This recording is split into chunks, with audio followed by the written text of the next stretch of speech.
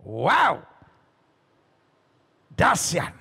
Saudara yang kasih dalam Tuhan, hari ini saya begitu sukacita karena persis di minggu terakhir, di bulan terakhir sebelum kita masuk pada bulan Natal, di minggu terakhir November ini, saya diizinkan Tuhan untuk menyelesaikan 33 minggu berturut-turut. Wow. Saya bangga sama jemaat yang olehnya Tuhan percayakan untuk saya gembalakan, yaitu jemaat online dari Gereja Bethel Indonesia Global Fellowship Center ini. Kenapa saya begitu bangga? Karena khotbah di gereja ini gak menyenangkan. Karena kita khotbahnya serial, saudara. Jadi ini adalah khotbah pendidikan. Khotbah di mana saudara belajar. Nggak gampang, saudara, ya kan? Banyak orang sedang khotbah-khotbah kontemporer, ya kan? Yang nggak berat-berat gitu. Saudara dikasih dalam Tuhan, kita seperti studi, saudara.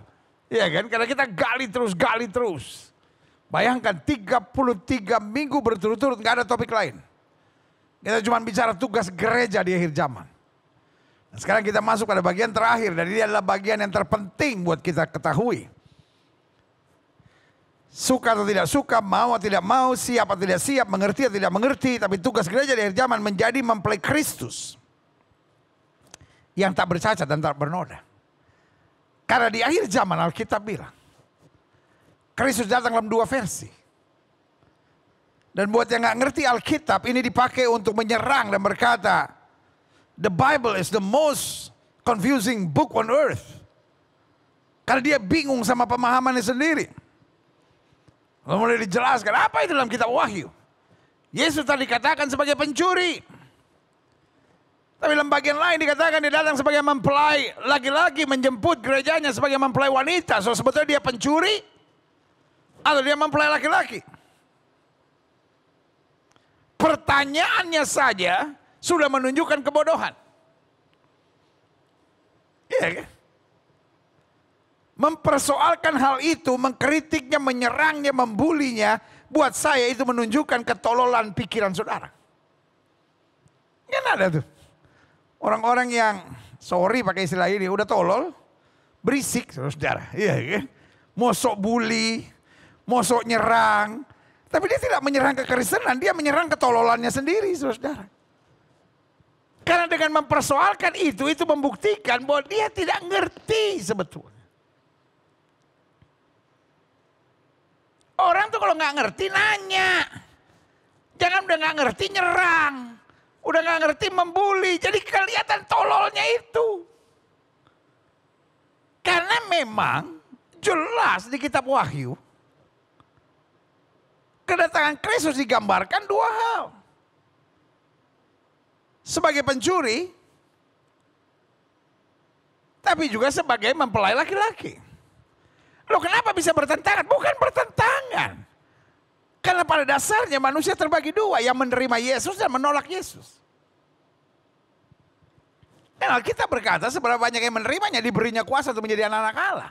Yohanes 3 ayat 16 bilang karena begitu besar kasih Allah akan dunia ini sehingga telah mengaruniakan anak yang tunggal supaya barang siapa yang percaya. Berarti di akhir zaman dunia dibagi 2. Yang percaya Kristus dan yang menolak Kristus. Simple, saudara. Gak ada lagi yang kaya dan miskin, gak ada lagi yang hebat dan orang biasa. Cuma dibagi 2 dunia ini. Yang menerima Kristus dan akan beroleh hidup yang kekal.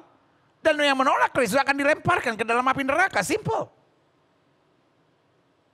Karena dia akan datang sebagai Imam Mahdi. Dia akan datang sebagai hakim yang adil. As simple as that. Nah buat yang tidak percaya dia datang sebagai pencuri. Kenapa? Mengagetkan.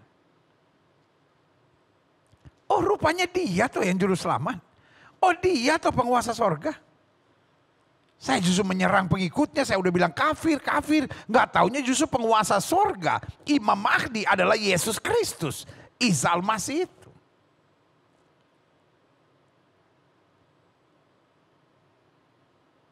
Karena mengagetkan istilahnya dia datang sebagai pencuri. Karena orang tidak siap. Orang tidak siap bahwa dia yang datang. Dia yang dimuliakan.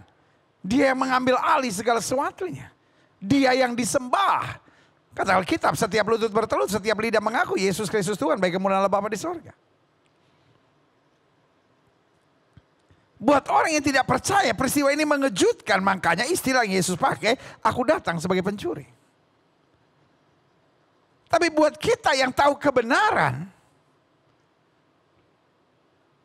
hari itu bukan hari yang mengejutkan. Orang bilang, bye-bye lu, ntar bentar lagi kiamat. Alkitab nggak ada kiamat, kiamir, kiasan, nggak ada. Kenapa? Karena hari itu tidak menakutkan buat kita. Kenapa tidak menakutkan? Karena kita sudah nunggu-nunggu. Bahwa yang akan jemput kita di awan kemuliaan adalah anak manusia itu. Kristus Yesus Tuhan. Haleluya. Yeah. Makanya kalau sudah tanya kenapa bertentangan. Bukan bertentangan, otak lu itu yang bertentangan. Tapi dia datang sebagai pencuri buat mereka yang menolak, buat mereka yang tidak percaya. Tapi dia datang sebagai mempelai laki-laki untuk menjemput kita, gerejanya yang berdandan, mempersiapkan diri. Makanya Alkitab kasih perumpamaan dalam Injil Matius tentang 5 gadis bodoh dan 5 gadis bijaksana. Dan mempelai itu datang, song-songlah dia kata Alkitab. Masing-masing harus mempersiapkan diri. Nah ini yang kita belajar. Suka atau tidak suka? Belajar teologi atau tidak belajar teologi ya? Dari denominasi apapun sudah berasal. Berbahasa roh atau tidak berbahasa roh. Intinya tugas gereja di akhir zaman. Garis finishnya adalah menjadi mempelai Kristus yang tak bercacat dan tak bernoda. Klik. Ini kita mau belajar hari ini. 2 Petrus 3 ayat 10-14 demikian firman Tuhan. Tetapi hari Tuhan akan tiba seperti pencuri. Jelas ya. Buat yang belum bertobat. Buat mereka yang menolak Kristus. Buat mereka yang tidak mau menerima Yesus Kristus sebagai Tuhan dan Juru Selamat. Hari Tuhan akan tiba seperti pencuri. Pada hari itu langit akan lenyap dan gemuruh yang dahsyat. Ada unsur-unsur dunia akan hangus dalam nyala api. Dan bumi dengan segala yang ada di atasnya akan hilang lenyap. Orang boleh bilang, wah ini cuma ilusi. Pertanyaan saya cuma sederhana, kan? Ilmu filsafat adalah ilmu metafisika. Dan ilmu metafisika harus selalu ada pada pertanyaan, what if? Saya percaya sorga. What if kalau sorga nggak ada? Saya nggak rugi. Saya sudah berbuat baik. Buat saudara-saudara yang menentang sorga. Buat saudara-saudara yang menentang Yesus sebagai satu-satunya jalan keselamatan. Pertanyaan saya cuma sederhana, what if?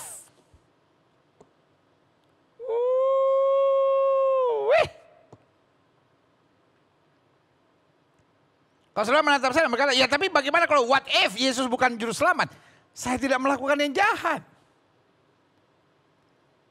Saya tetap melakukan yang benar. Tidak ada ruginya.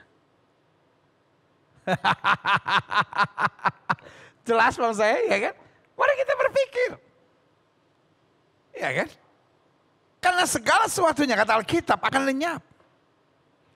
Ayat 11. Jadi jika segala sesuatu ini akan hancur secara demikian betapa suci dan salehnya kamu harus hidup. Jangan karena yang sementara ini. Kita akhirnya hidup kotor. Kita akhirnya hidup busuk. Kita akhirnya hidup najis. Tapi kita tahu dunia akan berakhir. Karena itu pastikan kita lakukan yang terbaik. Karena hanya orang yang menabur yang benar, ia akan menuai yang benar. Karena Alkitab bilang apa yang kamu tabur itu akan kamu tuai. Kalau kita tabur kebencian, kita tabur hawa nafsu, kita tabur percabulan, kita tabur perzinahan, Kita tabur isu, gosip. Kita tabur kekhawatiran. Kira-kira pertanyaan saya, kita dapat menuai sesuatu yang positif nggak? Tidak mungkin orang menabur biji mangga, lalu tiba-tiba muncul pohon toge. Toge lah.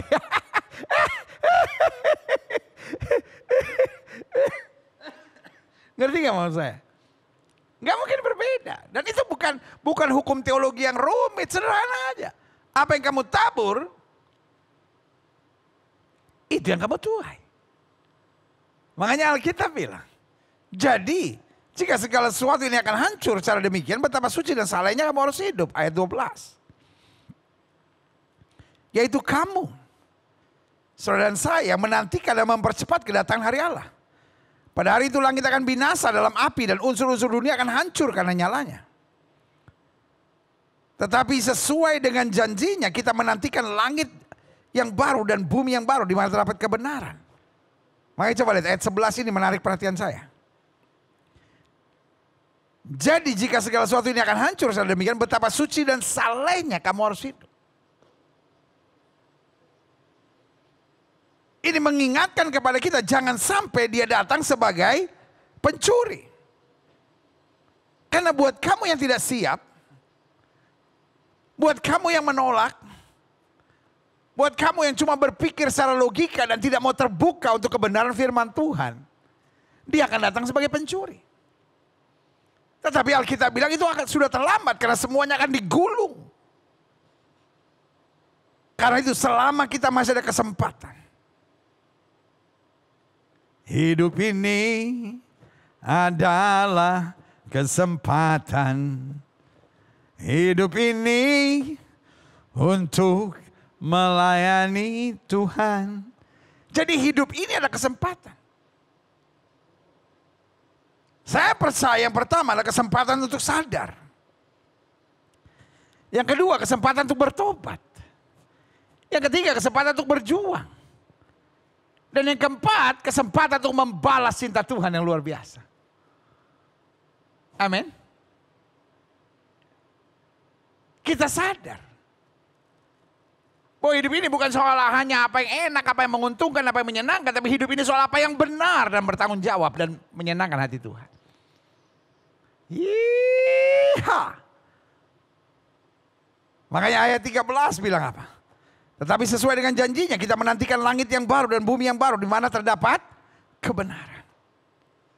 Artinya suka atau tidak suka, kita akan menghadapi langit yang baru dan bumi yang baru. Tinggal persoalannya, apakah kita dalam kemuliaan atau kita dalam hukuman kekal? Mengerti maksud saya? Where do we spend our eternity?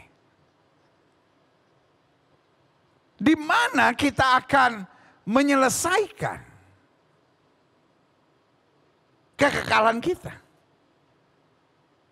Apakah di sorga, dalam kemuliaan, atau di neraka dalam penderitaan? Klik.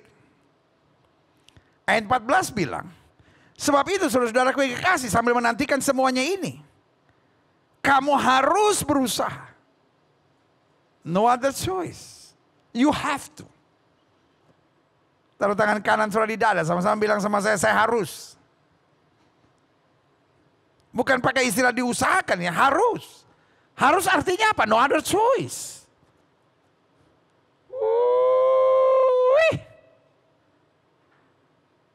Ayo, saudara setuju sama saya? Ketik di live chat saudara, saya harus. Yes, saya harus. Ayat ini jelas bilang kok. No other choice. Saya harus berusaha. Supaya saya kedapatan tak bercacat dan tak bernoda di hadapannya dalam perdamaian dengan dia. Makanya Alkitab bilang jika anak manusia datang kembali masihkah dijumpai iman? Karena iman itu yang akan mendorong kita untuk berjuang. Sehingga kita tidak bercacat celah dan hidup dalam perdamaian dengan dia. Jelas ya Alkitab bilang. Supaya kamu kedapatan tak bercacat. Dan tak bernoda di hadapannya. dalam perdamaian dengan Dia. Tanpa kita didamaikan, kita nggak bisa masuk pada keselamatan. Dan kalau kita sudah didamaikan, bukan hanya kita bangga kita berdamai, tapi kita berjuang terus untuk tidak mengecewakan Dia dengan hidup sebagai mempelai Kristus yang tak bercela dan tak bernoda.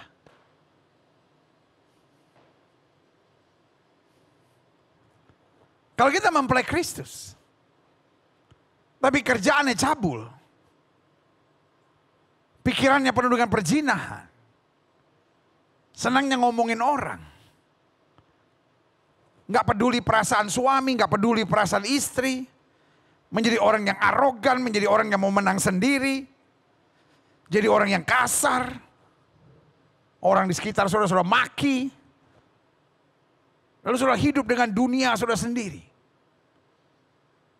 Seperti otis gitu. Iya, ada orang-orang yang quote unquote otis, saudara. Pokoknya apa yang dalam pikirannya itu yang paling benar. Orang kayak gitu paling susah diajak ngomong, saudara.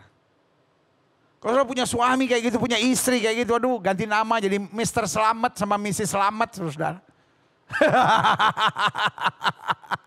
Iya, saudara. Orang kayak gitu diomongin apa juga gak ada gunanya, saudara. Karena dia punya pikiran sendiri. Jadi pokoknya kan kamu gini, pokoknya kelihatan. Ujung-ujungnya ngomongnya pasti pokoknya. Saya gak suka ya kamu begini. Sayang ini gak ada. Ya gak bisa pokoknya. Ya udah kalau dia udah ngomong pokoknya. Udah pokoknya. Bu. Kayaknya ibu dikendalikan setan deh bu. Pak. Bapak dikendalikan setan deh pak. Karena bapak udah gak mau dengar nasihat lagi. Roh di dalam diri bapak, roh di dalam diri ibu. Itu roh penjajah.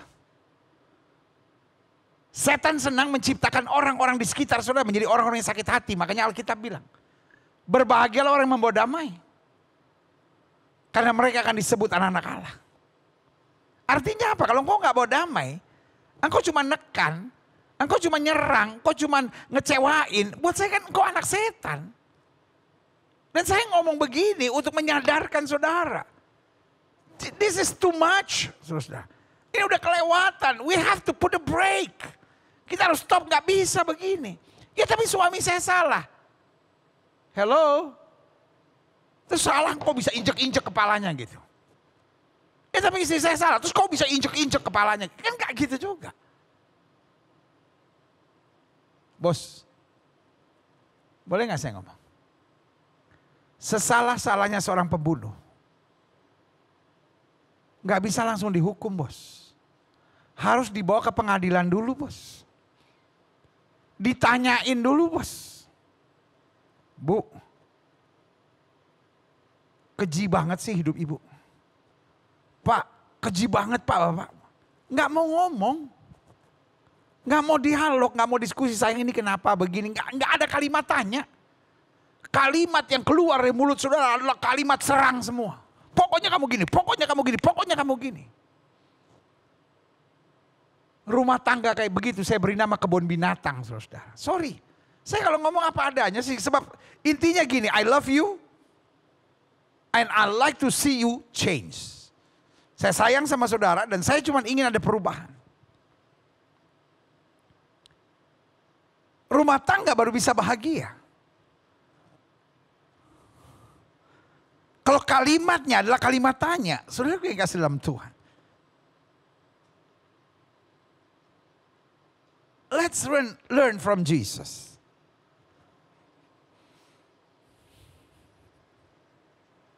Petrus tangkap ikan sepanjang malam gak dapat apa-apa. Pertanyaan saya, Yesus tahu gak Petrus gak dapat apa-apa? Tahu. Dia tanya tuh. Adakah barang lauk di antara kamu? Yesus gak langsung kasih serangan-serangan kesimpulan sambil berkata, oh itu ya kembali nangkap ikan ya. Kan aku udah panggil engkau untuk tidak menangkap ikan lagi. Tinggalkan jalan perahumu dan ikutlah aku. Engkau tidak lagi menjadi penjala ikan, menjadi penjala manusia. Sekarang lagi kamu nangkap ikan. Nganape katulah itu, nganape katulah itu, nganape katulah itu, nganape katulah itu Petrus. No. Yesus bukan pakai kalimat serang. Yesus bukan pakai kalimat membanting, menjatuhkan. Bu, hanya setan yang pakai kalimat-kalimat yang selalu memojokkan. Pak, jijik ngelihatnya Pak. Hanya setan yang punya kalimat-kalimat yang selalu memojokkan, menyakitkan. Hanya demi arogansi saudara itu. Mungkin gak ada orang yang berani ngomong sama saudara. Karena ngomong apapun sama saudara dibantai. Tapi sebagai hamba Tuhan, sebagai gembala yang olehnya Tuhan percayakan untuk menggembalakan saudara. Saya hanya mau ngomong, engkau boleh orang Kristen. Tapi buat saya setan yang sedang menguasai engkau. Karena tidak ada lagi kalimat-kalimat tanya untuk membangun damai. Untuk membangun budaya komunikasi. Bos, Petrus nyangkal Yesus 3 kali bos.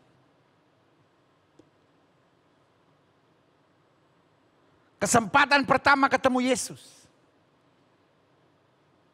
Habis apa? Habis apa? Habis nyangkal 3 kali bos. Halo? Habis nyangkal 3 kali bos. Kesempatan pertama ketemu Yesus. Bukan di Yerusalem, di tempat di mana dia menyangkal. Kesempatan pertama ketemu Yesus. Di Galilea. Tempat Yesus panggil dia, tempat Yesus buat mujizat buat dia.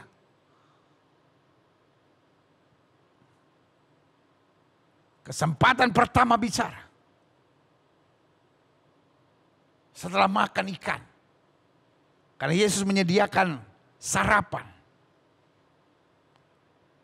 Sampai hari ini secara tradisi meja yang dipakai oleh Yesus di pantai danau Galilea itu diabadikan menjadi sebuah gereja. Namanya St. Peter Primacy. Karena itu pertama kali dipercaya. Yesus mengutus Petrus menjadi the first pope buat saudara-saudara kita, kawan-kawan kita dari gereja Katolik. Karena Yesus bilang sama Petrus, gembalakanlah domba-dombaku. Tapi pertanyaan pertama, kalimat pertama, kesempatan pertama Yesus bicara sama Petrus, apa yang Yesus bilang? Simon anak Yohanes, adakah engkau mengasihi aku? Petrus bilang, benar Tuhan. Bahasa Yunaninya bilang, naikurie, benar Tuhan. Aku mengasihimu. Yesus gak langsung bantai, apa kamu ngomong kasih. Terus menyangkal, aku gak kenal, aku bersumpah. Bacotmu kayak knalpot gak jelas. Folks, hanya orang-orang yang jiwanya dirasuk setan yang buat komunikasi yang jahat seperti itu. Kalau engkau menyebut diri rumah tangga Kristen. Kalau engkau menyebut diri istri Kristen. Kalau engkau menyebut diri suami Kristen, kalau engkau menyebut diri besan Kristen, mertua Kristen, menantu Kristen. Jangan ngomong pakai kalimat-kalimat yang dikuasai iblis seperti itu yang hanya menciptakan perpecahan dan kehancuran. Hanya menimbulkan sakit hati dan kerusakan hubungan dalam keluarga. Mari biasakan dengan kalimat-kalimat tanya yang penuh kerendahan hati. Setiap masalah harus diselesaikan. Setiap masalah bukan harus nyakitin orang. Setiap masalah bukan hanya harus menciptakan seorang merasa diri sampai nggak berharganya. Karena yang kau buat hanya untuk membanting dan menghancurkan. Ayat ini bilang sebab itu saudara-saudaraku yang kekasih. Sambil menantikan semuanya ini, kamu harus berusaha supaya kamu kedapatan tak bercacat dan tak bernoda di hadapannya dalam perdamaian dengan dia. Saya percaya orang yang diperdamaikan dengan Kristus akan selalu membawa damai. Kenapa orang hanya mau menuangkan kebenciannya? Kalau orang salah, ditekan setekan-tekannya. Karena dia sendiri belum berdamai. Dan kalau kau tabur hal seperti itu, kau tabur sampah-sampah jorok seperti itu, maka yang kau tuai adalah rekayasa setan yang bernama kehancuran, kekacauan, dan ujung-ujungnya air mata dan penderitaan. Mulai hari ini, sebelum mulai minggu depan, kita akan menerima perjamuan kudus. Di bulan terakhir, di tahun ini. Tahun yang buat kita, kayaknya gue gak buat apa-apa tahun ini. Udah berakhir aja nih. Cuman hari-hari gue sibuk sama masker aja. Tapi saudara gue kasih dalam Tuhan, it's okay. This is a full year. Kalau tahun 2020 kemarin, kan mulai Februari akhir tuh. Jadi Januari, Februari masih banyak hal yang kita bisa bebas gitu. Tapi kalau 2021 ini full year. Meskipun akhir-akhir ini udah mulai semakin membaik. Tapi tetap aja. Kita nggak boleh ada euforia, kebanggaan, kesenangan, tiba-tiba lupa. Protokol kesehatan dan lain-lain, saudara. Tapi yang saya mau ingatkan buat saudara.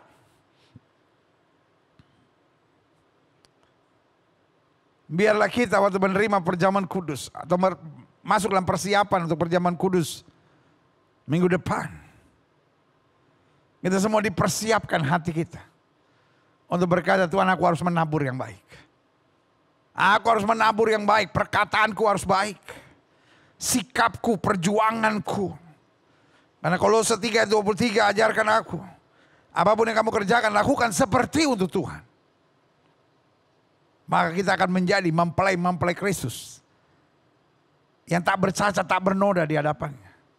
Sehingga dia bukan datang sebagai pencuri buat kita, tapi dia datang sebagai mempelai laki-laki yang menjemput kita. Haleluya, yes. Lihat selanjutnya, klik. Matius 25 ayat 1. Pada waktu itu hal kerajaan sorga seumpama 10 gadis yang mengambil pelitanya dan pergi menyongsong mempelai laki-laki. Hari akhir buat kita bukan kiamat. Kalau kiamat kayaknya ngeri banget. Oh kiamat, lu hati-hati lu untuk kiamat. Buat orang-orang tertentu hari terakhir itu boleh bernama kiamat. Mau kiamat, mau kiasan, mau kiamir. Tapi buat saya, hari terakhir itu 10 gadis menyongsong mempelai laki-laki.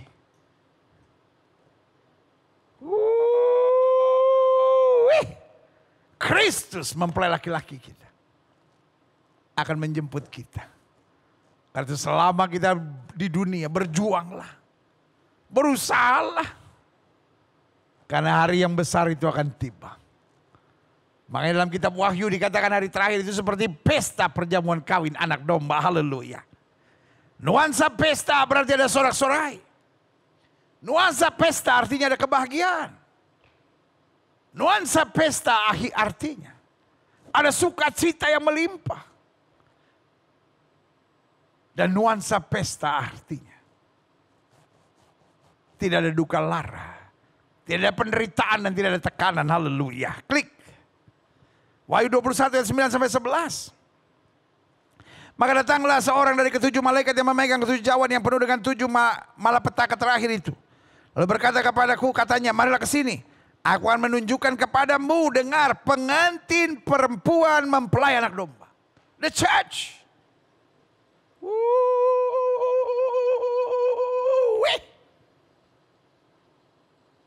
Gereja disebut pengantin perempuan mempelai anak domba. Lalu di dalam roh ia membawa aku atas sebuah gunung yang besar lagi tinggi. Dan ia menunjukkan kepadaku kota yang kudus, Yerusalem, turun dari sorga, dari Allah.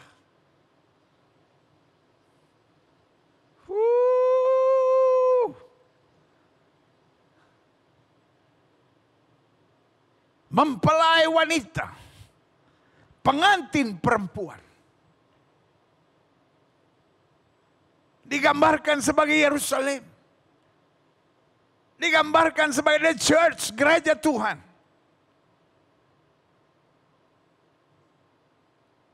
Di sebuah gunung yang besar lagi tinggi. Dan menunjukkan kepada kota yang kudus itu Yerusalem turun dari surga dari Allah, ayat 11.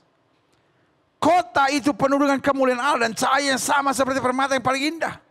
Bagaikan permata yaspis, jernih seperti kristal. Klik. Jadi saya simpulkan begini, bahwa pada akhirnya ada masanya kita berjuang, ada masanya kita menghadapi tantangan, ada masanya kita menghadapi peperangan. Tapi pada akhirnya target Tuhan adalah agar kita dijumpai sebagai mempelai-mempelai Kristus yang tak bercacat dan tak bernoda. Makanya saudara yang kasih dalam Tuhan,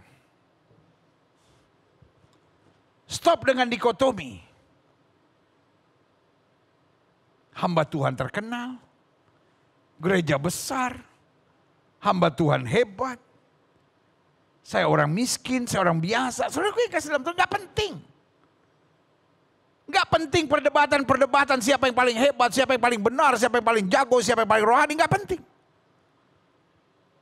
Karena yang paling penting adalah kita menjadi mempelai Kristus yang tak bercacat dan tak bernoda. Wow, haleluya, klik. Kenapa targetnya menjadi mempelai Kristus? Saya pelajari karena menjadi mempelai Kristus berarti kita serius dan berjuang. Enggak ada mempelai yang bilang ya kalau mau kawin-kawin lah, kalau enggak lah. Itu mah udah pasrah gak jelas, saudara. Menjadi mempelai itu artinya saya serius. Serius dalam mencari, serius dalam menyeleksi, serius dalam berpikir benar nggak dia. Itu kan. Dan karena serius akhirnya kan kita berjuang. Kalau ada hal-hal yang menurut kita masih nggak beres dalam diri dia, kita berusaha bagaimana caranya ya. Kok ada yang nggak beres dalam diri saya?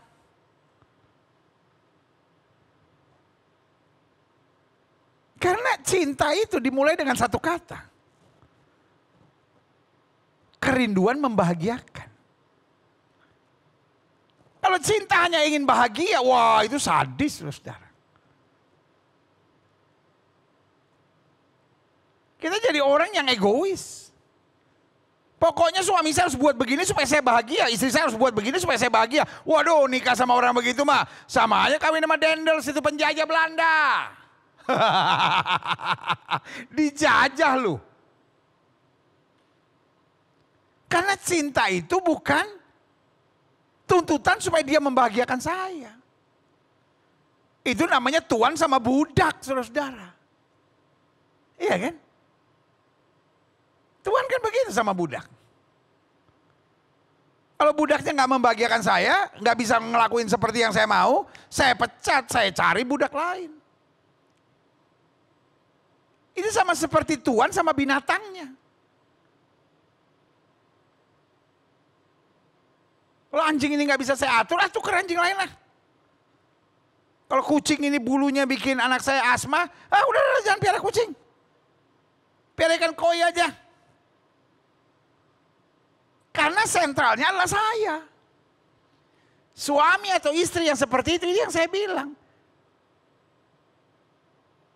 Kau anggap pasanganmu itu budakmu. Kau anggap pasanganmu itu seperti binatang rendahnya gitu. Karena hidupnya yang penting engkau bahagia. Wah jahat saudara. Mungkin selama ini kau gak sadar. Hari ini saya berdoa dalam nama Yesus. Roh kesadaran turun dalam hidup saudara. Cukuplah engkau membuat orang menderita lah. Karena cinta yang dari Kristus adalah cinta. Kerinduan membahagiakan.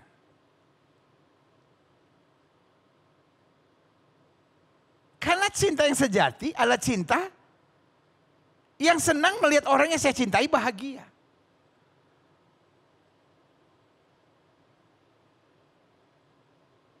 Tapi kalau cintanya hanya orang supaya membuat saya bahagia, waduh Pak.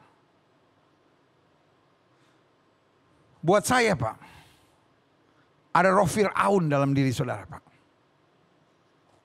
Engkau penjajah yang menakutkan Pak. Tanpa pertobatan Pak. Saya percaya engkau dilempar ke neraka Pak. Kalau saya tanya sama saya kenapa begitu? Karena hatimu hati busuk. Hatimu hati keji. Hatimu hati jahat. Menjadi mempelai Kristus berarti serius dan berjuang.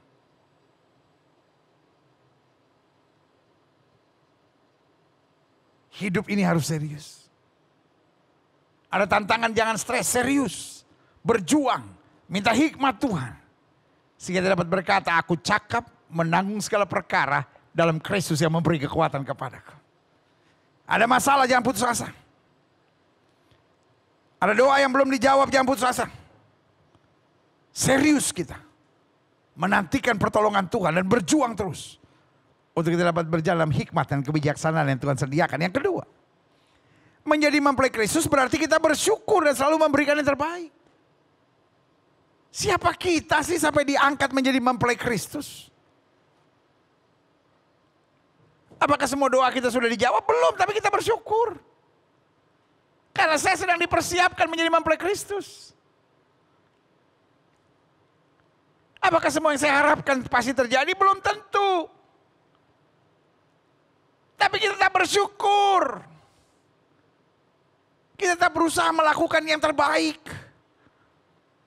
Karena Dia yang telah memberi yang terbaik terlebih dahulu buat saya. Haleluya. Ketiga, kalian menjadi mempelai Kristus. Menjadi begitu luar biasa. Kenapa? Karena dengan menjadi mempelai Kristus berarti kita tahu diri dan tahu nilai. Ya dong. Kita dipersiapkan menjadi mempelai Kristus artinya tahu diri. Paulus bilang, berjaga-jaga dan berhati-hatilah sebab aku telah mempertunangkan engkau dengan seorang laki-laki suci yaitu Kristus. Itu. Orang kalau tahu dia mau menikah, dia mesti tahu diri. Masa mau menikah masih kumpul-kumpul, masih minum mabuk, masih judi, masih hidup yang gak karu-karuan. Oh enggak dong. Tahu diri. Tahu nilai. Saya diangkat menjadi mempelai Kristus. Berarti standar hidup saya harus standar yang berbeda. Saya gak hidup buat diri saya lagi, kata Alkitab. Saya gak hidup untuk kepentingan saya lagi. Tapi biarlah Kristus yang senantiasa dimuliakan. Haleluya. Yang keempat, mempelai Kristus berarti kita setia dan bertahan dalam segala keadaan. Itu. Mempelai tanpa kesetiaan buat saya adalah pengkhianat keji. Tapi mempelai harus disertai dengan kesetiaan dan bertahan dalam segala keadaan. Kenapa ada 5 gadis bodoh dan ada 5 gadis bijaksana? Jawabannya karena yang bijaksana siap bertahan dalam segala keadaan karena memang sudah siap. Ada minyak. Tapi juga ada buli-buli. Ada minyak, ada lampu, ada buli-buli lengkap. Dan kalau kita memang dipersiapkan untuk lengkap. Hidup dalam iman. Percaya tuntunan Roh Kudus. Karunia-karunia roh, buah-buah roh. Dan hikmat dan wahyu Tuhan terus menyertai kita. Nggak ada yang perlu kita takutkan. Kita siap dalam segala keadaan. Mau diberkati kita nggak jadi sombong. Mau diambil segala sesuatu dalam hidup kita, kita nggak jadi orang yang sakit hati. Dunia ini kan salah satu yang paling berbahaya adalah BSH. Tahu BSH? Barisan sakit hati. Beuh. Orang kalau sakit hati sama mantannya, bisa pindah agama. Ada orang yang gara-gara sakit hati sama mantannya bisa pindah jenis kelamin, saudara. Iya, dia sakit hati sama mantannya, akhirnya dia ada kepada kesimpulan apa? Semua laki-laki penjahat. Hanya wanita yang bisa mengerti wanita najis, saudara. Itu barisan sakit hati. Di dunia muda ada banyak barisan sakit hati. Orang-orang yang disakiti, dikecewakan oleh mantannya. Ya iyalah. Dalam dunia gereja ada kelompok-kelompok barisan sakit hati. Ini kenapa pemerintah nih terus ada masalah. Saya bukan pengamat politik, pendeta. Tetapi karena pendeta jadi ngerti banyak, saudara. Yang saya pelajari, kenapa ada aja persoalan di negara ini. Karena ada banyak kelompok barisan sakit hati. Yang gak terpilih lah. Yang kesenggol lah, yang tertendang lah. Yang kejeblos lah. Dan kita dari kecil gak pernah mau mengakui kesalahan. Gak ada koruptor di Indonesia yang ditangkap KPK, ditangkap polisi atau ditangkap kejaksaan bilang saya salah. Kita tuh gak diajar jiwa besar dari kecil.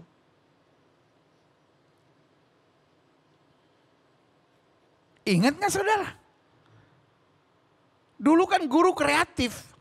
Tapi kreatif nyebelin. Maaf Pak Guru. Maaf Bu Guru. Zaman dulu kita bikin PR. Ulangan. Dia minta tanda tangan orang tua, la ilaha illallah. Yang sekolah kita ke orang tua yang tanda tangan macam-macam aja. Zaman sekarang itu kalau begitu melanggar hak asasi manusia.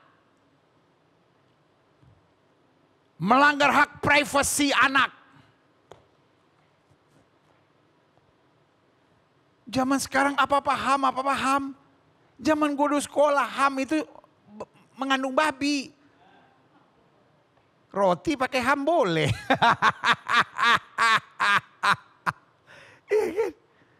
Dan ribet kalau udah minta tanda tangan orang tua. Kalau dapat 7, 8, 9 sih. Mak tanda tangan dulu mak. Dan orang tua zaman dulu kan gak ada kerjaan. Oh zaman sekarang tanda tangan aja udah gak mau lihat.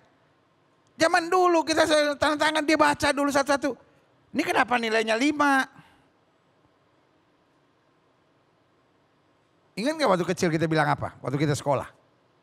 Gurunya nih mak yang gak bener. Apa gurunya? Memang mak tanyanya satu kelas semua juga nilainya segitu mak. Yang paling pintar 5,7. Ya aku 5,4 ya sedang lah. Oh gitu ya. Ya lain kali belajar yang benar ya. Iya mak, bikin surat kayak mak ke sekolah mak. Bilang gurunya gak bener tuh. Padahal yang dapat 5,4 cuman kita. Itu tuh jeleknya. Kita gak pernah berani ngakuin kesalahan. Memang kita yang salah kok. Tapi karena ketangkep, ketahuan, tergeser, tersenggol. Mulai membuat hasutan-hasutan. Apalagi zaman medsos sekarang. Banyak orang gak ada kerjaan kan. Bayar kelompok tertentu, bayar basar-basar tertentu. Wah mulai, barisan sakit hati. Saudaraku. Salah satu yang paling berbahaya di akhir zaman adalah barisan sakit hati. Tapi kalau kita disebut mempelai Kristus, berarti kita serius dan berjuang. Kita bersyukur dan selalu memberikan yang terbaik. Kita tahu diri dan tahu nilai. Saya adalah mempelai Kristus, saya gak boleh aneh-aneh, gak boleh macam-macam. Dan yang keempat, kita setia dan bertahan dalam segala keadaan. Karena kita tahu, menjadi mempelai Kristus, ujung-ujungnya kemuliaan kekal yang disediakan. Yang berikan tepuk tangan yang meriah buat Tuhan. Haleluya. Haleluya. Klik. Adapun yang menjadi syarat utama mempelai, bukan sekedar Kristen, bukan sekedar udah bertobat, bukan sekedar udah lahir baru, bukan sekedar udah menerima Yesus, tapi dia harus menjadi dewasa.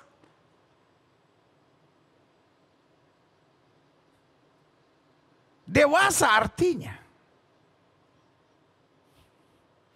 kita merubah awalan menjadi di. Awalan di menjadi me. Bukan lagi dilayani, tapi melayani.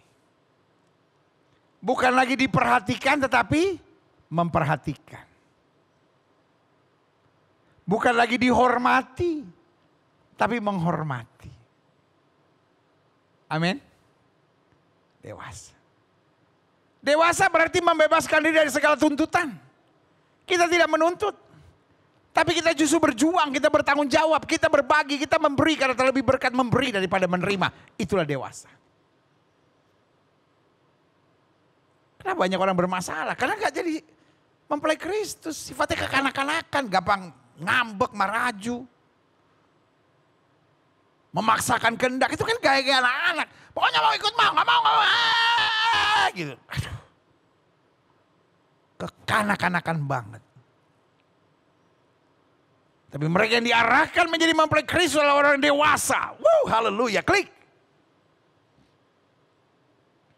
Berdandan. Pernah nggak saudara lihat? Mempelai pakai daster. Rambut belum sisir. Oh, hari ini saya menikah ya. Wah, asik. Kabur lakinya. Berdandan. Berdandan seorang mempelai nggak cukup 5 menit. Dandan itu apa sih? Dandan itu buat saya kan koreksi. Kalau pipinya tembem, ditirusin. Kalau pipinya terlalu tirus, ditembemin. Kalau matanya terlalu sipit, digedein. Kalau matanya terlalu belok, disipitin sedikit. Alisnya ketebelan, ditipisin. Alisnya tipis, ditebelin. Artinya dikoreksi. Kalau hidungnya asal-asal, rata pipi. Iya kan? Lalu dibuat sedemikian rupa supaya dapat lihat agak mancung sedikit.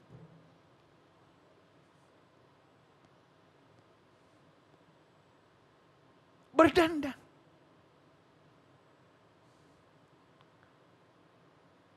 Apa artinya mempelai Kristus? Dia sadar kekurangannya, dia berdandan, dia beresin.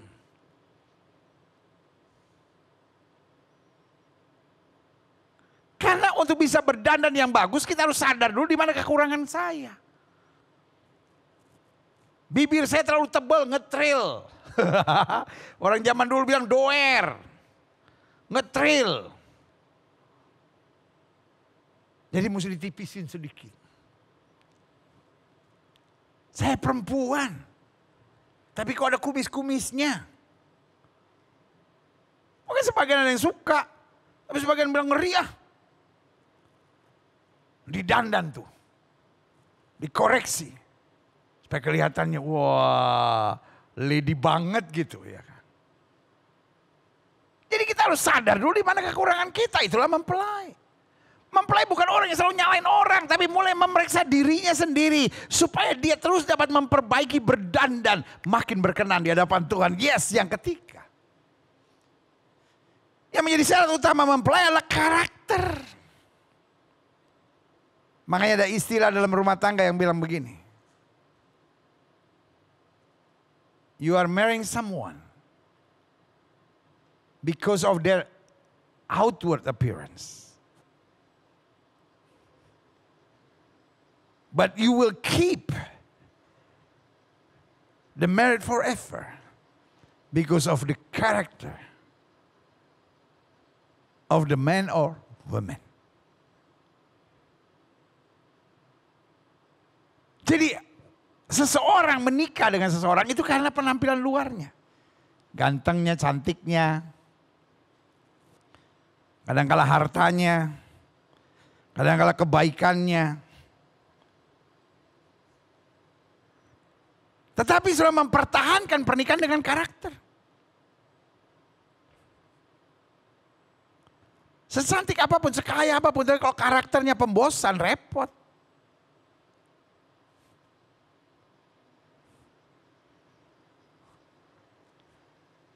Kalau karakternya serakah, karakternya rakus, repot. Makanya Tuhan mau kita dalam kualitas, haleluya. Yeeha. Dalam kualitas mempelai. Yang menunjukkan karakter penundukan diri.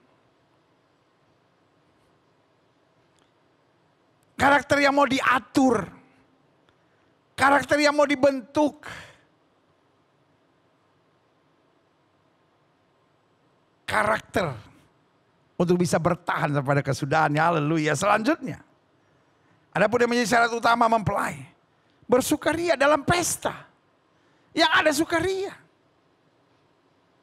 Pertanyaannya, capek nggak? Orang Papua bilang, kakak, kau pikir menikah gampang kah? Iya kan? Apalagi yang wanita. Kadangkala pemberkatan jam 11, jam 5 pagi, jam 4 pagi. Udah mesti bangun. Sementara pesta perkawinan. Lelah nggak? Lelah. Kadang-kadang lapar nggak? Lapar. Tapi ada nggak mempelai wanita yang bersungut-sungut? Ini kok pengunjung nggak pada pulang-pulang sih? So kepukul di otak ngana ini. Iya kan? Makanya Alkitab bilang hati yang gembira lah obat yang manjur. Kalau kita lah mempelai Kristus, apapun boleh terjadi, kita lah orang-orang yang bersukaria. Haleluya. Jadi ingat ya, dewasa, berdandan, memperbaiki karakter dan memperbaiki segala hal dan tahu kekurangan kelemahan. Lalu karakter. Kalau nilai kita adalah mempelai Kristus, nggak bisa seenaknya, sembarangan dan semaunya. Selanjutnya bersukaria, menikmati. Mau namanya beban, mau namanya tantangan, mau namanya pergumulan, mau namanya dibully. Apapun kita tahu roh di dalam kita lebih besar roh dalam dunia ini. Karena kita lah mempelai Kristus. Klik. Yang terakhir saya pelajari. Ada perjuangan penting seorang mempelai. Jadi mempelai bukan cuma duduk-duduk lalu jadi mempelai. Mempelai itu harus berjuang. Karena saudara yang kasih dalam Tuhan. Dalam kehidupan nyata juga sama. Kalau mau jadi mempelai harus berjuang. Iya kan? Yang pertama, perjuangan seorang mempelai, kebijaksanaan dalam setiap langkah dan keputusan ini paling penting.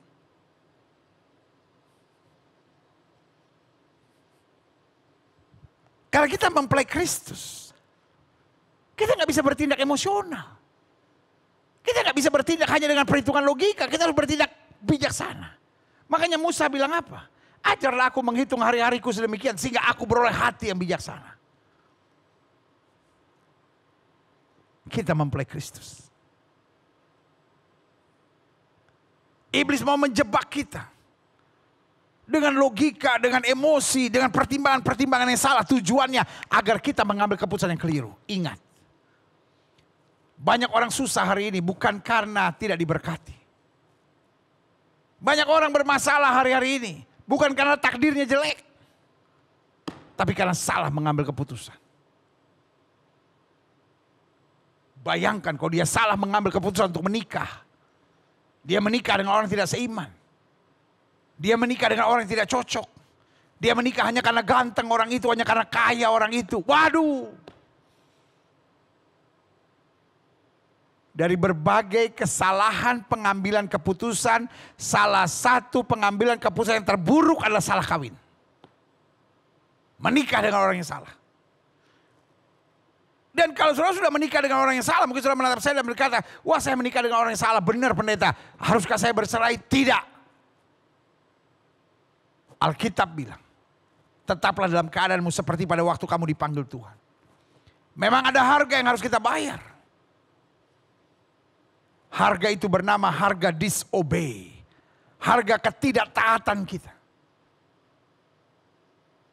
Tetapi kalau kita terus berjuang minta tuntunan Tuhan, pasti ada kemenangan. Dalam hidup saya punya prinsip. Do not cover sin with another sin. Do not cover disobey with another disobey. Jangan tutupi ketidaktaatan kita dengan perbuatan-perbuatan nekat ketidaktaatan lainnya. Itu akan menjerumuskan kita pada jurang kehancuran. Jadi ingat ya, perjuangan penting seorang mempelai. Yang pertama, kebijaksanaan dalam setiap langkah dan keputusan. Karena kita mempelai Kristus, pastikan kita minta roh kebijaksanaan menuntun kita. Sehingga bukan masalahnya yang penting. Tapi how do we solve our problem? Bagaimana kita mengambil keputusan-keputusan penting untuk penyelesaian masalah kita. Karena masalah yang tidak terselesaikan dengan keputusan yang terbaik akan membuat rumit, stres, dan depression. Tapi sebaliknya, masalah-masalah yang rumit, ketika kita menemukan keputusan-keputusan bijaksana untuk keluar darinya, akan menjadikan kita makin dahsyat. Ya, haleluya. Yang kedua, perjuangan penting seorang mempelai. Fokus pada apa yang menyenangkan dan membahagiakan. Jadi bukan fokus pada apa yang menguntungkan dan puas buat saya. Tapi apa yang menyenangkan, apa yang membahagiakan buat dia. Kan saya mempelai Kristus. Berarti tugas saya menyenangkan dia, membahagiakan dia, melakukan yang terbaik buat dia. Kalau saya mempelai Kristus lalu fokusnya saya sendiri, itu saya beri nama itu mempelai egois. Saudara. Biarlah hari ini kita menyadari. Saya bukan hanya asal orang Kristen, saya bukan hanya asal pelayan Tuhan, saya bukan hanya asal orang yang mengenal Kristus. Tapi saya mempelai Kristus. Kalau saya punya tugas, punya komitmen. Saya tidak boleh bikin malu nama Yesus.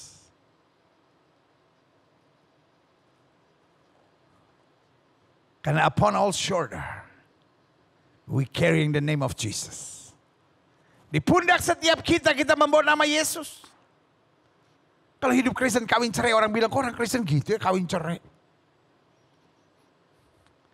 Kalau hidup Kristen maki bini. Hidup Kristen selingkuh. Hidup Kristen ngelawan suami. Maka orang akan bilang, aduh, bininya pelayanan. Tapi kok kelakuannya menjijikan kayak begitu. Kita jadi batu sandungan. Padahal kita mempelai Kristus. Jangan bikin malu nama Tuhan. Jangan sampai orang jadi jijik. Melihat kekristenan bukan karena apa yang Yesus kerjakan. Tapi karena apa yang kau kerjakan. Yang mempresentasikan. Sebagai mempelai Kristus. Yang ketiga. Perjuangan penting seorang mempelai. Satu, kebijaksanaan dalam setiap langkah keputusan. Dua, fokus pada apa yang menyenangkan dan membahagiakan. Tiga, hati yang selalu berintegritas dan dapat dipercaya, ini penting. Hati yang bukan hanya pikir untung rugi. Tapi hati yang berintegritas. Karena Alkitab ingatkan kita selama kita tidak milik ke kiri maupun milik ke kanan, hidup kita akan diberkati. Itu namanya integritas. Mau ditekan bagaimanapun, mau dibujuk bagaimanapun. Tetap memandang Yesus, itulah integritas. Makanya Alkitab bilang apa? Katakan ya di atas iya, katakan tidak di atas tidak. Artinya apa? Jadi orang yang bisa dipercaya. Jadi orang jangan yang mulutnya dolak-dalik. Jadi orang jangan orang mulutnya sembarangan. Sama-sama bilang sama saya, integritas dan dapat dipercaya.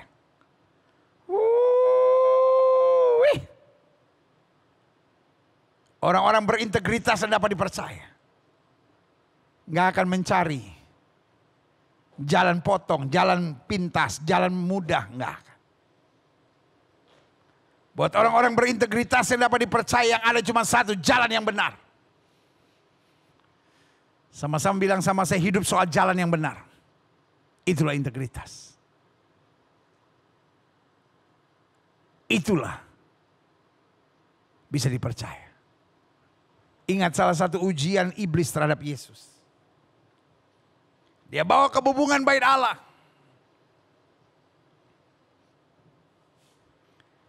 Dia suruh lihat semuanya. Semuanya akan diberikan kepadamu jika engkau mau sujud menyembah aku. Pelajaran apa yang kita bisa dapat? Bukankah Yesus mati dan bangkit untuk merebut kunci kerajaan dunia yang dirampas oleh iblis akibat dosa Adam dan Hawa? Kan tadinya seluruh kuasanya kan ada pada Adam dan Hawa. Tapi terjual karena mereka tidak taat, mereka masuk dalam dosa. Allah menjadi sama dengan manusia untuk merebut kunci itu kembali. Tapi iblis ajak nego bos. Kamu gak usah matilah. Kamu gak usah sengsara lah. Oke, I surrender, aku nyerah sekarang. Aku kasih semuanya. Asal kau mau sujud menyembah aku. Itulah curangnya iblis ini. Manusia diambil jalan pintas. Susah, suami kamu udah kepala batu, doa-doa gak ada gunanya. Udah cerai aja lah. Istri kamu udah kesengsem sama yang lain. Percuma nungguin. Lagian juga kalau dia berubah udah jadi barang bekas. Udahlah, ceraiin cari yang lain. Saudaraku yang kasih dalam Tuhan. Orang sekarang gak sabar dalam perjuangan. Pada mempelai Kristus artinya. Seorang yang hatinya berintegritas dan dapat dipercaya. Kita gak mengenal istilah jalan pintas. Kita gak mengenal istilah jalan mudah, jalan pendek. Yang kita kenal jalan yang benar. Yang menuntun pada kemuliaan, haleluya. Klik yang keempat, yang terakhir. Saya undang pemain musik maju ke depan. Perjuangan penting seorang mempelai. I'm get so excited. Karena minggu depan, persis masuk bulan Desember, bulan Natal, bulan kemenangan, bulan berkat, bulan damai. Dan saya juga menyebut sebagai bulan mujizat. Kita masuk pada serial khotbah yang baru. 33 hal penting tentang penginjilan. Saya rindu. Setiap saudara punya spirit untuk mengabarkan Injil dimanapun Tuhan tempatkan. Yang keempat, perjuangan penting seorang mempelai. Yang pertama, dia harus berjuang untuk bijaksana dalam setiap langkah dan keputusan. Dua, fokus pada apa yang menyenangkan dan membahagiakan Kristus. Bukan mempermalukan, bukan mengecewakan. Yang ketiga, hati yang selalu berintegritas dan dapat dipercaya. Dan yang keempat, perjuangan untuk selalu berbagi dan bukan menuntut. Seorang mempelai akan melayani. Berbagi. Bukan menuntut.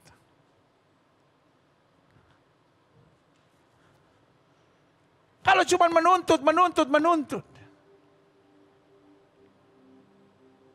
Saya beri nama mentalnya mental pengemis. Beggar mentality.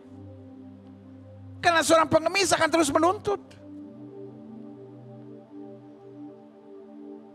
Tetapi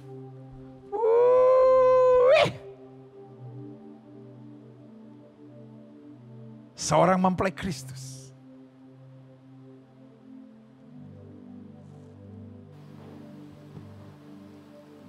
akan selalu berbagi.